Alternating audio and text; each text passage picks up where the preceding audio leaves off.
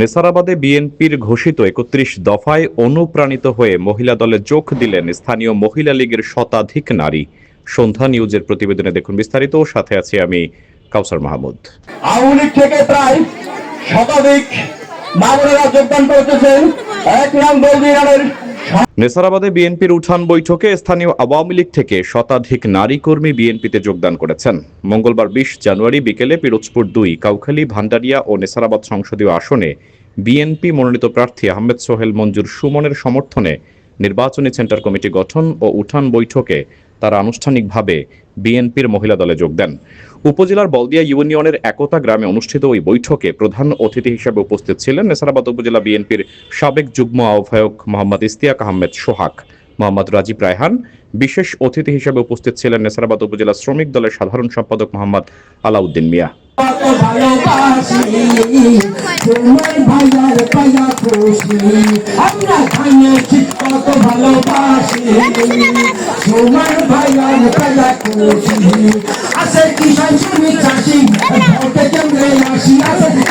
আমরা হলো অভাগা ইউনিয়নের অভাগা লোক।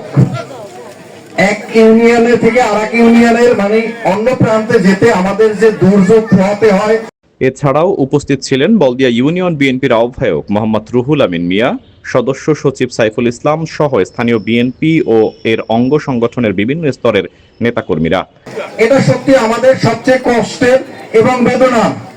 এর আগে আমার বড় ভাই মহিউদ্দিন ভাই সহ অনেকে বলে গেছেন যে আমরা 200 টাকা খাইয়ে ভোট দেবো, 500 টাকা খাইয়ে ভোট দেবো, 1000 টাকা খাইয়ে ভোট দেবো, কিন্তু 1800 কোটি টাকা চুরি করে নিয়ে গেছে কে? মহারাজ। আপনি জানেন আপনার পকেটে আছে 200 টাকা, কিন্তু আপনার মা বোন যারা প্রেগন্যান্সি তারা রাস্তা থেকে হাঁটতে পারছে না। দলে নবযোগদানকারী নারী কর্মীরা তাদের বক্তব্যে বলেন, বিএনপির গণতান্ত্রিক আদর্শ, মানুষের ভোটাধিকার প্রতিষ্ঠার আন্দোলন এবং দেশনায়ক তারেক রহমান ঘোষিত রাষ্ট্র সংস্কারের ৩১ দফা আমাদের নতুনভাবে অনুপ্রাণিত করেছে।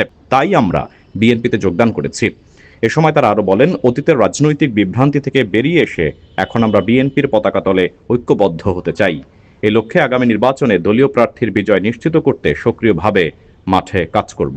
আজকের আমাদের এই উঠান বৈঠক ও কেন্দ্র কমিটির সম্মানিত সভাপতি, অত্র ওয়ার্ডের বিএনপির আহ্বায়ক জনাব রুহুল আমিন মিয়া ভাই আমাদের মাঝে উপস্থিত আছেন। আমার বন্ধুবর সাবেক যুগ্ম আহ্বায়ক নেসারাবাদ থানা বিএনপি জনাব ইশতিয়াক আহমেদ সোহাগ আমাদের মাঝে উপস্থিত আছেন। সিনিয়র যুগ্ম আহ্বায়ক জনাব পারভেজ ভাই আমাদের মাঝে উপস্থিত আছেন। ৯ নং ওয়ার্ডের সভাপতি মহিউদ্দিন ভাই আমাদের মাঝে উপস্থিত আছেন।